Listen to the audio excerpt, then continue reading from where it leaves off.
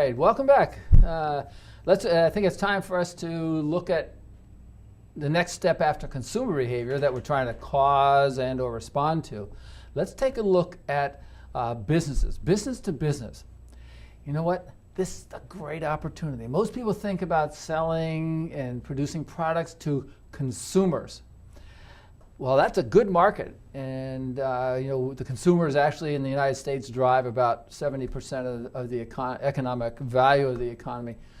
But ultimately, if you really look for opportunities in the future, is try to figure out how you can get into and service what's called the B2B, the B number 2B world, business to business. There's tremendous opportunities there. And what you want to take a look at is, okay, first of all, let's take a look at whose businesses. Businesses are companies that you're involved in yourself, or it could be big companies, small companies. It could be the government. That's considered a business or falls into this category. Same thing with institutions. Maybe you're dealing with schools, hospitals, and so on. So it's what are they buying or selling? So what does a hospital sell to another business? Or what products or services do you maybe want to sell to a hospital? Obviously, if you're 3M, you're selling tapes and bandages and the like to hospital chains. So you want to identify, that's a business-to-business purchase. Okay, if you're into computers, okay, yes, or projectors, for example, you may be selling that from one consumer, from a company over to another company. Okay, big difference. And a few of the things you want to take a look at here are business-to-business businesses that are buying products from another business. They're looking for several things. They're looking for high quality and also good service. Price isn't the number one thing. They're looking to see out of this product or service, are they getting the results that they're looking for? Okay, and so while price may be a little bit higher business to business, shall we say, but at the same time they're looking for good reliability because they can't afford for their assembly lines or their distribution centers or their software to go down. It has to operate. So they're willing to pay a higher price for high quality and also good reliability. But one more thing they're willing to pay for is good service. So let's say you're Xerox or Hewlett-Packard selling a copier system to a company. You need to take into consideration if your copier goes down and that company is dependent on their copies, what do? How fast are you going to respond? To tell them it's going to be 2 or 3 days before they can come to your office and fix it, that's not acceptable for most companies. So you have to develop that business-to-business relationship and set up the service where maybe you're within 24 hours, or if you're really dependent, or maybe you pay a premium, they'll get there within 2 hours. Great, but they're looking for good service, high quality, high reliability, and not so price sensitive.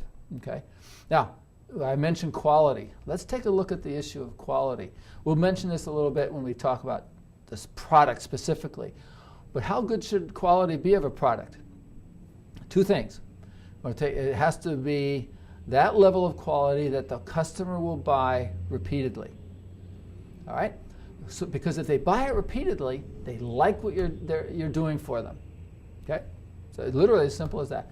So if a company buys a product repeatedly, the competition's not coming in, and you're keeping them happy. So that's great. So whatever level of quality they're buying repeatedly, you can stay there. Now, it's not to say that you can't improve it over time and keep as a way to keep them. Great, you can. But the other thing you have to take into consideration about the level of quality is making sure that the cost of a failure, so if your product fails or is not delivered, what happens? So think about the brake system of your car. You have to have that virtually 100% effective, because there's no time when you want to step on the brake of your car that you're willing to live, and in most cases, in this case, not live, if your brakes fail. Okay, so the cost of a failure of brake system is very severe. Now, the cost of a failure of a pencil, not real high. So there could be a whole lot, many more variables, and maybe not as high a quality or reliability in the pencil. And that's what you have to decide. So what will customers buy repeatedly, and where the cost of a failure is not going to be significant. That's the level of quality you want to deliver. Okay, now another thing you want to take a look at. When you think business to business, well, if someone is selling a product to this company over here, well, what are they doing with that product? Okay, 2 or 3 things. They may use that product, let's say, in their office. So maybe this company is producing a cleaning solution that this company needs to maintain its facility. Wash windows, clean the floor, so on. Or they may be using it for carpeting. Okay, this company may produce carpet, they buy it. Okay, so you can use it as within the daily operation of your company, but also you may be using it as a component of a product. So if you're looking at, let's say, Apple computers, they don't produce very many of the components of a computer. Apple here tells suppliers of components of a computer or the iPhone, we need these things, please deliver them to them. When they get them, they compile it and make the iPhone and sell it. So so maybe you're selling not just a product or service to use in your facility, but also it may be a component of a product or service. Fine. The other thing you want to look at is who are they selling it to? So Apple has to consider, okay, who's going to use their product. So a product may start over here, business to business. They do something to it, and then they move it on to the consumer. So typically you may have literally you may have it this way, a business to a business to a business to a business, then to a consumer. That doesn't always go to a consumer, but in most cases it does. So you really have to take that into consideration. So again, much like we said at the start when we covered chapter 1, you do need to take into consideration your company, who are you selling that products to, and who are they selling it to, or how are they using it internally. You really need to take that into consideration. All right, let's take a look at business-to-business sales. 3 types. One is what we call a new task. So the very first time you sell a product to somebody, that's called new task. So they buy, let's say you're selling paper products, such as paper towels, Kleenex, napkins, and so on. All right, you may make a business-to-business purchase or sale, and the beauty of this is they're buying lots. Okay, so they may be buying 10,000 rolls of paper towels that they're going to use at their facility for various reasons. But that's a new task. So you're thrilled. They just bought 10,000. You deliver them, and then ultimately, as they start to use them all, they come back and say, "We need some more." Okay, so now you have a choice of 2 things. What's known as a straight rebuy. So maybe you get them to buy another 10,000 next month and another 10,000 the next month. So it's just the same amount over time. Or you may get into what's called a modified rebuy. Now this is really what you want to try to lead to, because you want to sell them not just 10,000 rolls of paper towels the next month. You want to sell 15,000 in the second month and maybe 20 in the third. In addition, you want to sell them more products. So now you go back, they like your paper towels, so now you go back and sell them napkins. And then you sell toilet tissue. So now in the subsequent months, you're selling paper towels, toilet tissue, and napkins. Wonderful. Okay? And you try to increase those amounts from 10,000 to whatever you can get them. So as a marketer, you're trying to create the product that they'll buy once, but that ultimately they'll buy a lot more of it repeatedly and also buy more products. So you're trying to move the customer from the new task, get them to buy first, and then move into the straight rebuy or go right into the modified rebuys, get them to buy more product and more products. That's what you're trying to get them to do, and to do that on an ongoing basis. And obviously selling to businesses, they're typically buying in bulk. Where you at your house, you may buy 1 roll of Scotch tape, or you may buy 5 discs to put software on or programs. Companies, you're buying 500 discs or 5,000 pencils, for example. That's the purchase you want. Per unit might be less costly than it is to a consumer, but it's a whole lot easier to deal with bulk, 5,000, selling 5,000 units to one customer as compared to selling one pencil to 5,000 different people. So that's one of the beauties of business-to-business work. You're selling in bulk, and your sales process is very efficient. Now, you might take a look at, well, who am I selling my products to? Well, it's not just one person. You're having to deal with many, shall we say, people who may, different roles in the purchase of your product or service. Okay? You may have what's called initiators. These are the people that say, hey, we need a new computer system, shall we say. So they start the process of thinking of it. Okay? You need to take a look at who are the influencers. So who may influence which product or service your company buys or that you're selling to. So you need to take into consideration who's the initiator of letting you come in, shall we say, to sell your product, or the influencers. So who in your company is influencing the purchase? Okay? Then take a look at who are the gatekeepers.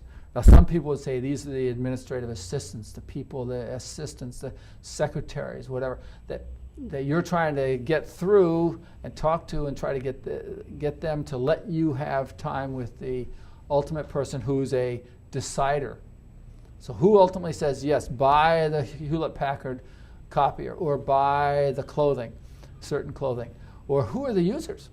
Those people definitely have a role in buying a product. So do they like it? Is it the right color, the right size, the right format? Like if you're buying keyboards, some people like the ones that are flat, others that are at an angle, and so on. So you're looking with 6 different groups: initiators, influencers, users, the buyers. This is the one that may, in some companies, that calls Hewlett-Packard and says, look, we need 10 of your copiers. And they work the contract. Then you have the deciders and the gatekeepers. Now, keep in mind, one person may play several different roles. They may be the gatekeeper. They may be the influencer, because for whatever role. So if you're dealing with the marketing world or the sales world, the administrative assistant also may be used as maybe using the product. Okay? And they also may be an influence and be able to talk to the boss or the buyer, say, look, this product is very good. I like the sales rep. There's good service, and so on. So when you're trying to sell to a business, keep in mind you have those 6 people or 6 roles to deal with, and you can help them make that decision on your behalf. At the same time, companies are going to be trying to sell you products or services. So what roles do you have? So when you're looking at that, we all have multiple roles, but you want to go after the business to business. It's tremendously valuable. And one of the things you'll find in the business to business world is they tend to be more quantitative. That is, they will make decisions based on fact, typically by numbers. So is this more efficient, more effective? Tell me how. So does it increase or decrease things in a certain way, and prove it? Where consumers tend to buy things emotionally. Oh, I like that. I like that new outfit. I feel good in the new pairs of shoes. Well, how do you quantify or time that? It's a little bit more difficult. And we tend to be pretty fickle as consumers on buying products or services. We're not real loyal except to maybe price, I would say. But the emotion of buying a product for the consumer typically doesn't play out in the business-to-business world. Business to business, they're really thinking, okay, all about profit, sales, and reliability, service, and being able to cause the repeats. But ultimately, remember, they have to satisfy whoever is buying the product. Okay, and how are they using that product? Internally or as a component of the product? Okay, and then ultimately, whoever gets that product, will they buy that? Do they like the product? Does it meet their expectations? Oftentimes, and by the way, this doesn't just apply to products. It also applies to services. So if you're an accounting service and you're trying to sell your services to a company, you have to show the reliability, the quality of your output or your accounting. Is it on time? Is it credible? Is it legible? Have you gotten any fines? Have you been taken to court, for example? If the answers are no, well, then you're much more likely to get a business-to-business buyer. Where the consumers, typically there's not as much dollars involved, and oftentimes they'll try to develop the product or service themselves. But it's a good idea to keep in mind not only the customers, but the customers' customers. Let me give you a good example. When you look at, let's say, McDonald's or Starbucks, for example, aside from their product, they're also known for their service at the facility. But one of the things that consumers look for in those kind of companies is, aside from the product, aside from the food or the beverages, but also is the way the place looks, okay?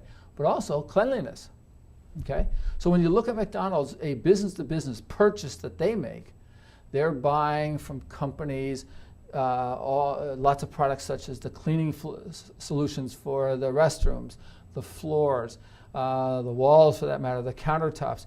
So they're buying those kind of products to use those products within their facility. And ultimately, people will make decisions based on, in that case, the cleanliness. So they have to think about, the sellers of those cleaning solutions have to think about McDonald's, great purchase, a big volume, and they can do all that. But does that deliver for McDonald's a satisfied customer? You don't want the customer to come into a Starbucks or a McDonald's and think this place is a pig pen, is not real clean. I'm not going to come back again because of the lack of cleanliness. Okay, so as a manufacturer of the cleaning solutions, you're serving McDonald's. You're also helping them use those products so you can get customers and keep the customers and keep them satisfied. You don't want someone to be thinking, well, I have to get a Starbucks. No, that place isn't real clean. You don't want them to be thinking that way. You want them to say, yes, we know, we value the cleanliness, and by the way, McDonald's or Starbucks got to that clean space because of a business-to-business purchase of cleaning solutions. So when in doubt, go find business uses of your products and services, and then let them take the product or service or a component as a component to the finished good to the consumers. Going to the consumers gets into the emotional and a lot of variables there. So business to business, that's the way to go.